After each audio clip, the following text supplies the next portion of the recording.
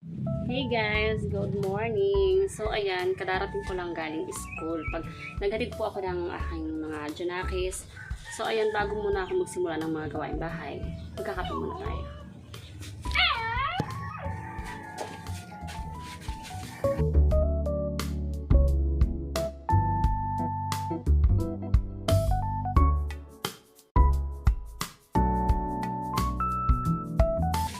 Bumili na ako ng tinapay sa school.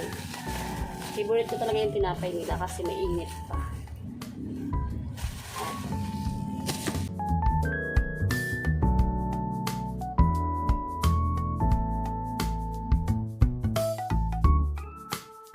Namiss ko mag-vlog yung ganito na nagsasalita ako kasi halos lahat na ng vlog ko ay voice over.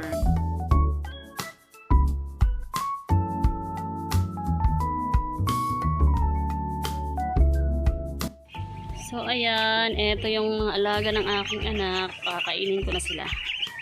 Yun o, lalaki na.